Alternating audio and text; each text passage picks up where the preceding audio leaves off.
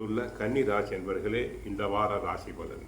கன்னி ராசி அன்பர்களுக்கு 6ஆம் இடத்தில் ராகு, 7இல் சனி, 8இல் செவ்வாய், 9இல் சூரியன், 10இல் புதன், லாபஸ்தானத்தில் குரு சுக்கிரன் இணைக்கிறார்கள்.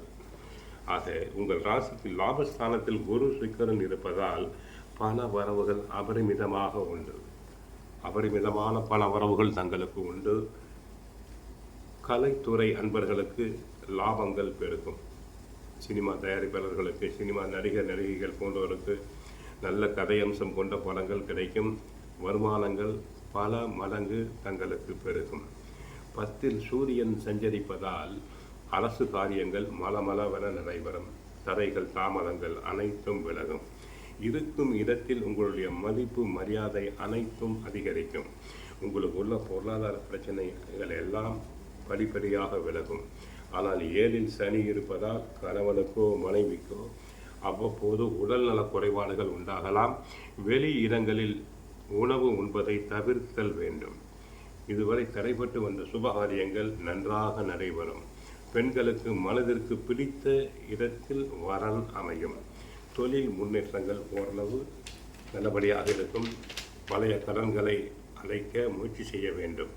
வண்டி வாகனத்தில் செல்லும் போது சற்று பொறுமை தேவை, கவனம் தேவை. பாகிஸ்தானத்தில் சூரியன், லாபஸ்தானத்தில் குரு, சுக்கிரன், 6இல் ராகு என முக்கியமான கிரகங்கள் உங்களுக்கு நன்மை செய்ய காத்திருக்கும் வாரம் இது. திடீர் பண வரவு உண்டு. வராது என்று நினைத்த எதிர்பாராத கடன்கள் வசூலாகும். தடைபட்டிருந்த காரியங்கள் கைகூடும். சகோதர ஒற்றுமையில் சிறு சிறு உரசல்கள் இருந்தால் கூட தாங்கள் நன்றாக சமாளிப்பீர்கள். மேல் அதிகாரிகள் தங்களுக்கு ஆதரவு கரம் நீட்டுவர்.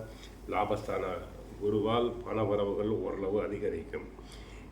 7இல் சனி, 8இல் செவ்வாய் இருப்பதை மறத்தல் வேண்டாம். பங்காளிகளுக்குள் வீண் பிரச்சனைகள் வரலாம். யாரிடமும் தேவையில்லாமல் பேசுதல் வேண்டாம். வீடு கட்டுபவர்கள், பில்டிங் கான்ட்ராக்டர்ஸ் போன்றோர் நஷ்டம் வராமல் பார்த்து கொள்ள வேண்டும். வீடு கட்டுவோருக்கு செலவுகள் அதிகரிக்கும், விரயங்கள் வரலாம். சிலருக்கு எதிர்பாராத மருத்துவ செலவுகள் உண்டாகும். உடலில் சிறு காயங்கள் ஏற்பட வாய்ப்பு இருப்பதால் பாத்ரூம் உபயோகிக்கும் போது, வண்டியில் செல்லும் போது, வீட்டில் நடக்கும்போது கவனமாக நடந்து போக வேண்டும். மற்றபடி கோயிலுக்கு சென்றால் கிருஷ்ண பரமாத்மாவை வழிபடுங்கள். பகவத்கீதை தினமும் பாராயணம் செய்யுங்கள். வாழ்க வளமுடன், மங்களம் உண்டாகட்டும்.